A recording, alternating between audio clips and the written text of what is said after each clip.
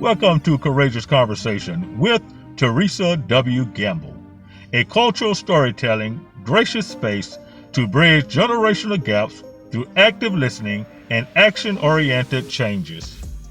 Hi, this is your host, Teresa W. Gamble from Courageous Conversation. Just want to thank all of you for tuning in and listening, especially for Black History Month, where we were focusing on civic engagement and celebrating Black artists in South Africa as well as Jacksonville, Florida. But lately, this particular month, we have been dealing with redistricting efforts in Duval County, Jacksonville, Florida. I don't know any of you are aware, but the Census Bureau did not count everyone during the pandemic in 2020. Only 63% of the United States households were counted. That means 4 in 10 Americans have not been counted.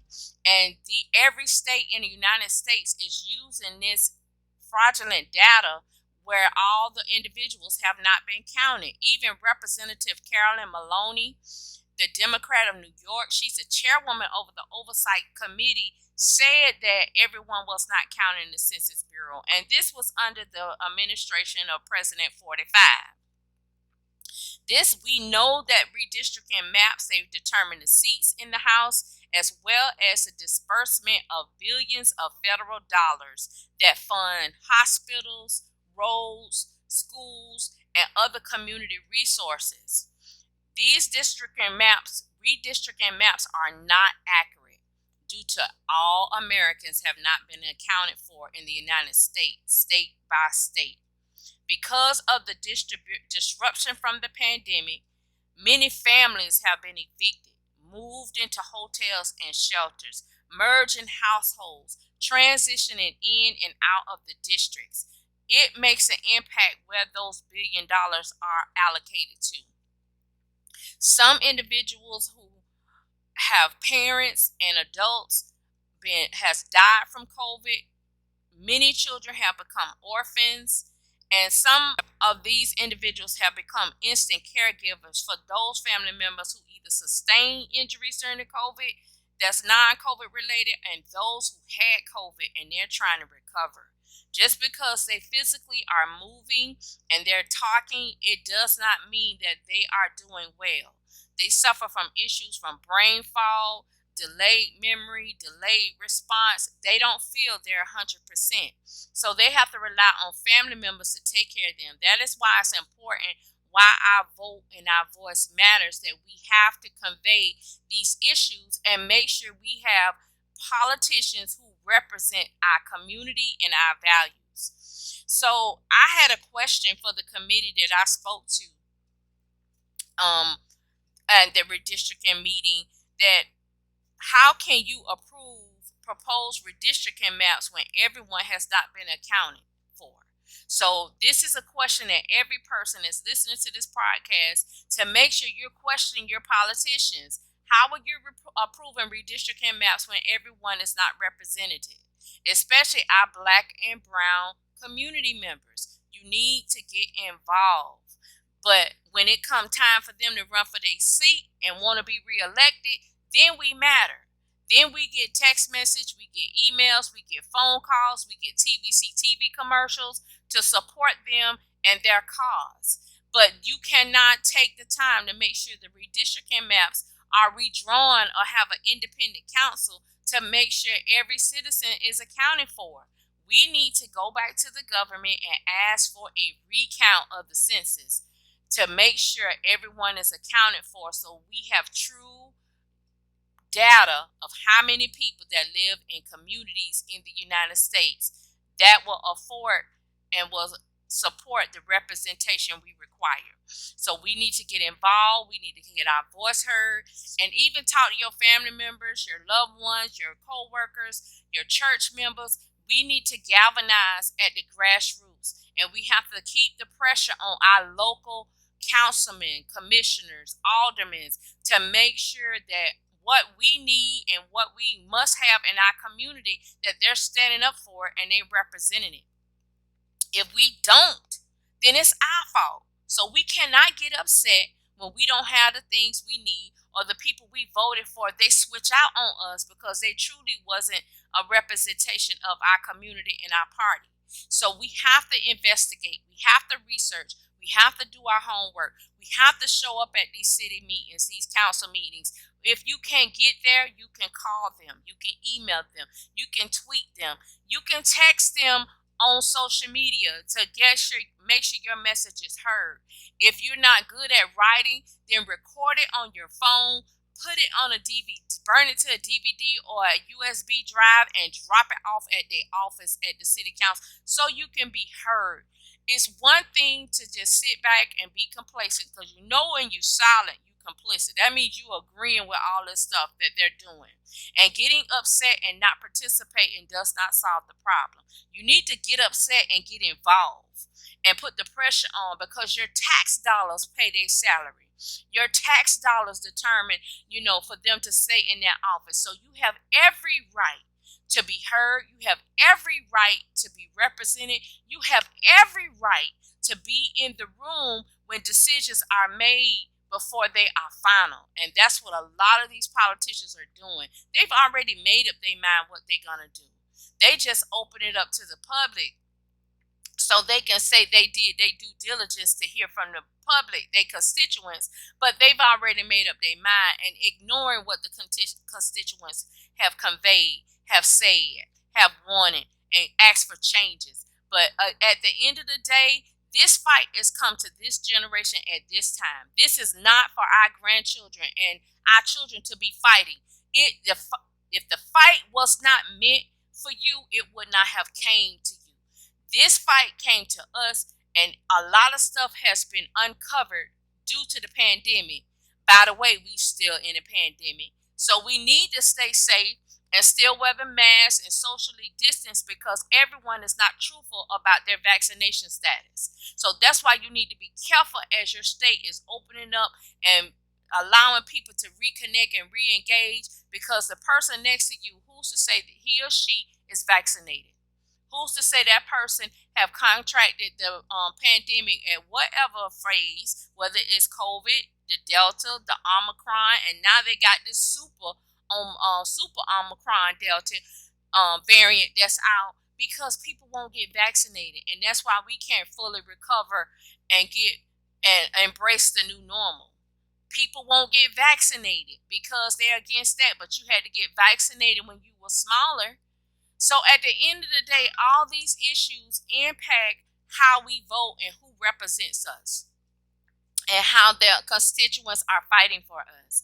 Even those that's on disability, the arguments and the back and forth they have to deal with getting through the Social Security, even with IRS trying to get tax refunds filed. All these issues ties to our political position.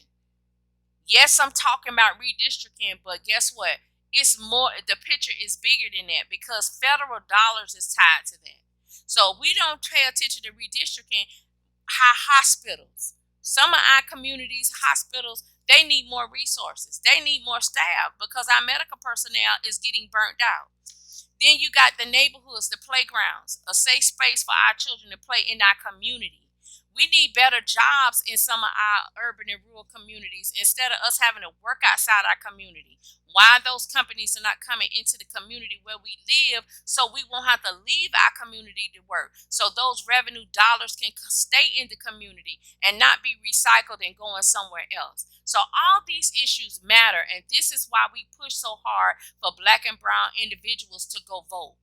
It's not because of the position or power. It's about the federal dollars that needs to be allocated to our community. And if we don't speak up and represent for that, then we don't get those dollars. The other community gets those dollars. In other words, the more noise that's made and the more effort that is being pushed, though, that is the political party and that is the community members that win.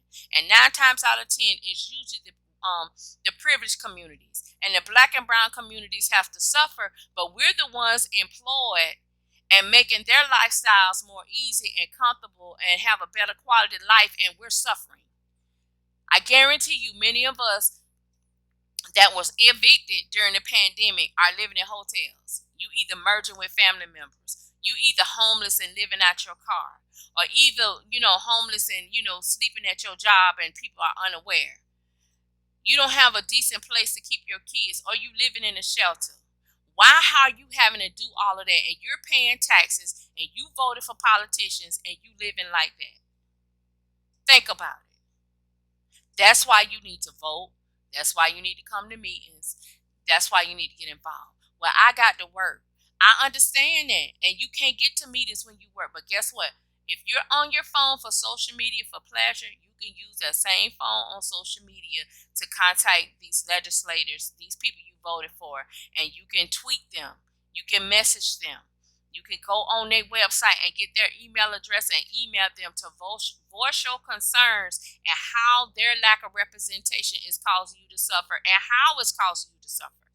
Don't just complain, but you got to give them the problem along with some solutions. And then do your homework on the law and the legislation. So this is why you have to get involved and why it's important. And then because we got to get out of the reactive mode, we must be proactive in order to make the valid changes that's necessary for Black and brown people can have a better quality of life. Livable wages, getting paid livable wages. That means above $15 an hour. Especially now with the rent that has gone up, that has quadrupled. So this is why you need to be more proactive and let your voice be heard, because our children and our grandchildren do not need to be experiencing the social unrest, the criminal injustices, the health pandemic, and now the war on the educational system. When the last time you've been to a school board meeting? When the last time you went to a PTA meeting? Have you supported your child's teacher? Have you supported your child that you know is struggling and need help? This is why we need to get involved. Well, I got to work. I don't have time. If that's not your strength, then make the effort to either invest and get your child a tutor, or sit down and learn with your child, because it's very important for parents to be involved in our children's lives. So much is going on, and at the end of the day, it is tied to the political representation that we vote into office.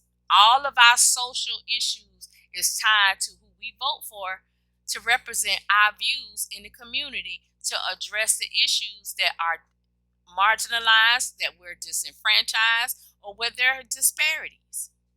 So you have to get involved. You gotta stop sitting on the sidelines and expecting someone else to solve your problem. They don't know what your problem is because you're not saying anything. You're not doing anything. So you need to get involved. Even with our churches, they need to be able to do the necessary thing to be able to make sure that we're being taken care of. Our tax dollars is paying for all of this stuff. Our tax dollars is the most valuable thing that drives them. So why you want to pay taxes to fund someone else's community, and those doctors are going outside of the community where the dollars are needed? Look at your neighborhood. Look at your property tax values. Look at the properties that done ran down. So how can you be effective and produce a quality of life for your children, and you're not showing up? You're not voicing your opinion. You're not going to their offices and letting them know, I voted for this and I voted for that. And if a Black and brown person in office, we have no hesitation getting in their face. But what about the white privileged people that's representing us? You don't get in their face. So it's time for us to get in the white privileged face that's representing us. In Florida, we have a House of Representatives and we have senators. And we have councilmen, we have councilwomen, we have commissioners. All of these people that play a political leadership role, we need to confront all of them because they play a role. School board members. Our property taxes pay to have schools. So that's why a lot of these parents are raising Cain, because their tax dollars is funding these schools. But guess what? My Black and brown parents, we have a voice in a fight just like they do. There is no way books should be banned. There's no way teachers need to be micromanaged to teach students. And you need to be prepared, because if these changes come, are you willing to homeschool your child? Are you willing to invest in a tutor? Do you be able to have accommodations if your child has special needs? These are some things you need to be thinking about now before all these laws get into play, because they are flying through legislation in these states. So I just wanted to come on today and recap Black History Month and why it's so important and why we need to be more engaged than we are, and to get out of this mode of reactiveness and more proactiveness and make our voice to be vocalized, and not having the kitchen table conversations and they stay at the kitchen and don't go any further. You got to move beyond that. If you're not the social butterfly type, then write. If you're not the social butterfly type, then go to the meetings and listen. But you need to write. If you're a person that you can write op-eds, you need to write articles in the paper, because the only way people are going to be aware how the issues impact our communities, we must put it in writing and put it in print where it can get public attention. That is the only way that a lot of this stuff is going to get addressed. If you keep holding the trauma inside that you experiencing, nothing will ever get solved, because no one will know your story. So I just want to tell you that today, and thank you so much for the Black History Month. But this fight doesn't end. We working with some organizations that are going to apply the pressure to make sure we enforce change. But in the meantime, March is coming up, which is International Women's Day. Courageous Conversation is going to be celebrating. Also, Social Worker Month is next month. We're going to be celebrating Social Worker Month. On Mondays and Wednesdays, we're going to have Mental Health Matters. So make sure you're tuning in, you're listening, and you're sharing the podcast. And please make sure you have any questions. Don't hesitate to reach out and leave us a message. But again, get involved with your community. Redistricting is serious, and it impacts Black and brown communities more than you know. And you need to get in the faces of all the legislators, regardless of their race and their skin color or party. They need to hear your voice. Whether you're talking to them verbally, sending it to them in writing, tweeting to them on social media, you got to let your voice be heard. They need to hear and know your trauma and your pain, and why you voted for them, and your tax dollars need to be a part of improving their quality of life. Thank you so much for listening. This is your host, Teresa W. Gamble. And remember, in order to bridge generational gaps, we must participate in active listening and action-oriented changes. Stay tuned and keep. Thank you for listening to Courageous Conversation with Teresa W. Gamble, bridging generational gaps through active listening and action-oriented changes.